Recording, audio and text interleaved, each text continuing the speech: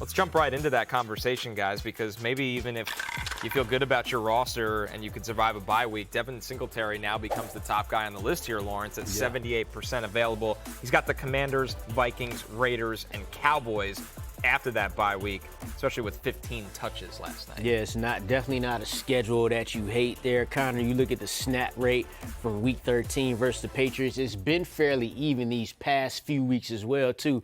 And you mentioned Tyrone Tracy being hurt, and we had to monitor that. But if you go back to 2 games before, the 2 weeks before, Devin Singletary still got double-digit carries in those games with Tyrone Tracy. A couple weeks ago, he also stole a couple of touchdowns away from him, too. So he's been viable. So if he's still on your waiver wire now, this is somebody you could be putting right into the starting lineup. You know, so especially you won't have him this week, but you'll have him for the fantasy playoffs. Yeah, very favorable schedule as well for the Giants going forward.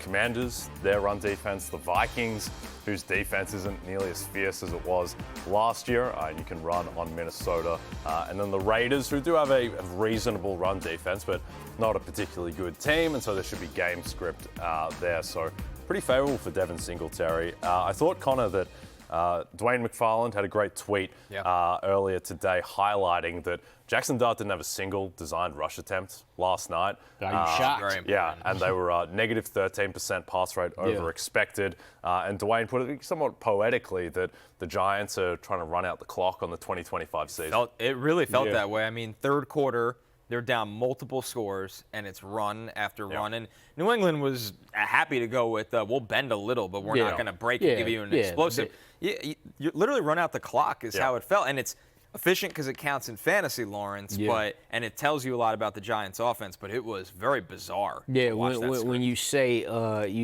hit the reset button for next season, when you got guys hurt like Cam Scatterboot, Malik Neighbors, you want to just get Jackson Dart into that next year, get him with all the guys healthy, then really see what he could do. Because, whatever he's doing now, Jackson Dart, hands kind of tied behind his back. Coach just got fired a couple weeks ago. So, but the shout out to the Patriots, who pretty much did all they damage in the first half, dropped 30 points, and pretty much ended that way for them. Yeah, there's a question from Aloha Bricks, Singletary or Mason, which one is the better pickup? Who you got there, Lawrence? I would go Devin Singletary. Yeah, I think so too. Jordan Mason still behind Aaron Jones. We got to keep an eye on his injury status, too. That's important, too. Giannis' answer to this is who has a bigger role because of the injury of the other guy in their backfields. Right. So if Aaron Jones and Tyrone Tracy's healthy, I would take Singletary because he's eating into that more. You feel different about it if the status of Aaron Jones is different, because then Jordan Mason's just full workhorse role in that instance. But overall, I think I would like Devin Singletary a little better. Yep.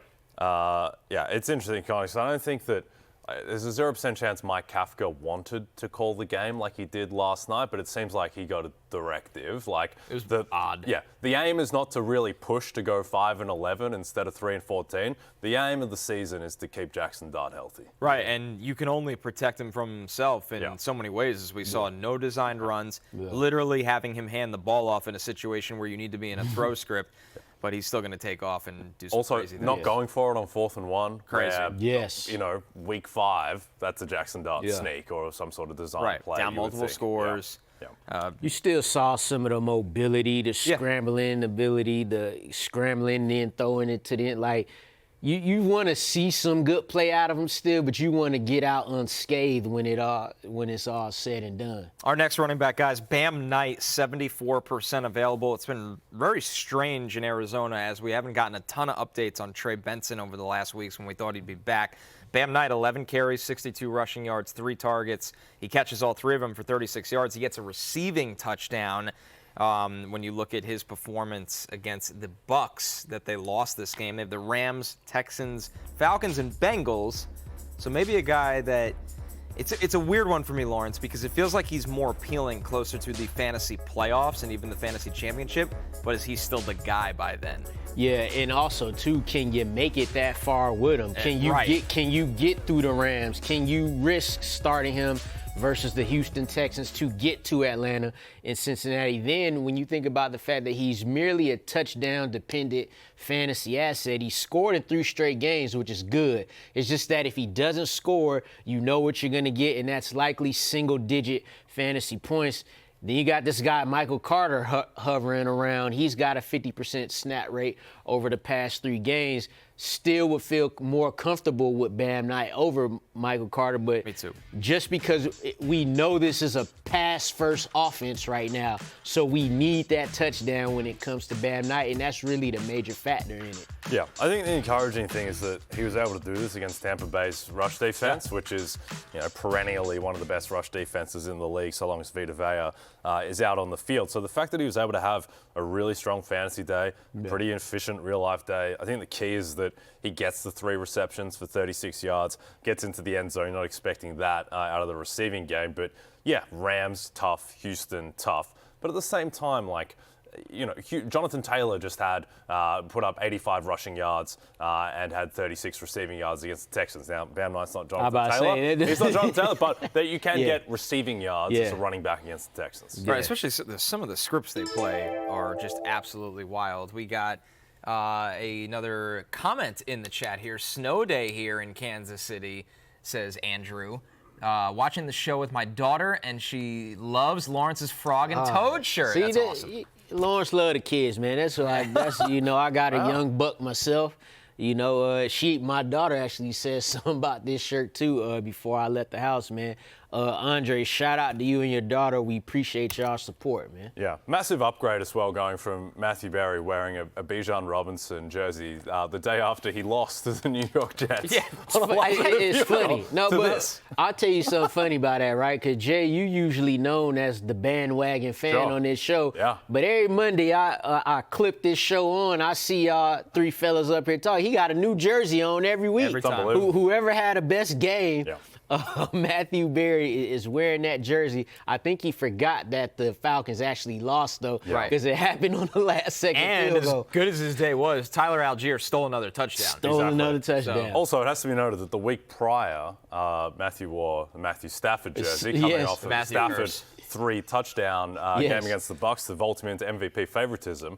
Subsequent to that, and Matthew spilling a full full cup why you of do Diet that Coke to the Stafford jersey? Stafford immediately has his worst game of the season. So I think the Diet Coke interesting. may have cursed Matthew Stafford. Burks and Flannels asked, is Lawrence sticking to that chair?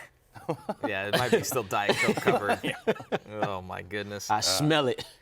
Our next running back here, guys, Cris Rodriguez Jr. has taken over the Commanders' backfield. He's 76% available against those Minnesota Vikings, by the way. 11 carries, 41 rushing yards. Most importantly, Jay, he got in the end zone, which, as this numbers show right there, he's touchdown dependent for him to be viable in your flex. But to be fair to him, he's scored 3 of his last 4 games. He has, and I mean, it's no joke getting 26 carries across the past 2 games. There's a favorable schedule coming up as well. At the Vikings, their rush defense not particularly imposing. At the Giants, who have the worst rush defense in the NFL. And then home to Philly, who just got absolutely annihilated on the ground by the Bears. So I think the way to look at this is, as Matthew often says, you don't feel great about any of the Washington running backs, but you feel best about Cris Rodriguez. Yeah, 4 straight games with at least 1 goal-to-goal rush attempt there for Cris Rodriguez. Clearly, he's the running back they prefer, but not by that much. But what I think I like about Cris Rodriguez in this situation is that the Commanders as a whole, you saw them against the Denver Broncos, they're still competing. The offense putting up the amount of points that they did versus that tough Broncos defense gives you some hope as a long shot flex for him. Some other deeper league targets here, guys, on the running backs list. Blake Corum against the Cardinals. He's got 84% availability coming off a strong week. We've just seen more of Blake Corum this year. I guess it's hard to really predict when he'll have a big week, but with Kyron Williams seemingly always banged up, guys, Blake Corum, a risky play, but definitely a guy you have to have on your roster if you're going this deep into the year with Kyron Williams, Lawrence. This one very interesting to me because not for just the next game, the end of the season, but for beyond. I think what happened in the past with Todd Gurley and his knee, that kind of shook Sean McVay up. Because you see how he been doing his running backs ever since. He went from Todd Gurley to Darrell Henderson. When he was done with him, he went to Cam Akers. Cam Akers to Kyron Williams, and now you're seeing Blake Corum, and he's looking better too. He's gotten a lot better just overall from last year, even in pass protection. So he's someone I would put him with the rest of the guys on this list just based on the offense that he's in. So Blake Corum, you better have him if you got Kyron Williams, but I'd pick him up even if you don't. Yep, over a third of the team rush attempts in the past month, Blake Corum. And all, to your point, kind of like Kyron Williams is constantly banged up, hasn't really had a great season overall, I think, relative to expectations and how well the Rams have done. But yeah, Blake Corum, some standalone value, and he's kind of a similar case to the next man on our list, Tyler Algier. Yeah, Algier, a guy that he's getting more work. I even saw him throw him the ball in this game. He's obviously going to steal touchdowns, plenty. Yeah. Algier, 58% available because of how much work he's been getting. And we have a question here, guys, from Ruben. Corum over Algier rest of the season. What do you think of that, Jay? I would take Tyler Algier just because of the consistency of the role, the fact that the schedule is not that imposing for the Falcons down the stretch, and also just you're very confident that he's going to get goal line work. Whereas with Corum, there's Kyron Williams to navigate, and there's also Matthew Stafford's fade routes to Devontae Adams. It's Devontae Adams, big gap, Kyron Williams, and then sometime Blake Corum. For Tyler Algier, it's more often than not. He's scored in 3 of his last 4 games, so definitely with you there, we're going Tyler Algier. Bashal Tutin also makes the list. He's got a huge matchup week 14 against the Colts. Only 56% available. I think people are expecting a big boom for Bashal Tutin right now, Lawrence. But what we can hang our hat on is he's got 5 straight games with multiple red zone touches. Yeah. And a good offense. Yeah, and just a couple of weeks ago, him and Travis Etienne both carried the ball 16-plus times. Both had over 70 yards. So I think it's all about the game script for them and how it's going. That's why you kind of see these up and down weeks. I think we as a whole, even going back to the beginning of the season, kind of rode off Travis Etienne a little bit. He's proven to still be the preferred back there. But Bashal Tutin against the Colts, I think a Colts team that's reeling right now. Right. They hurting. Woody Marks was solid against them. I think Tutin could have a nice game against them. Yeah, you can run on my Colts, unfortunately, particularly with DeForest Buckner not out there.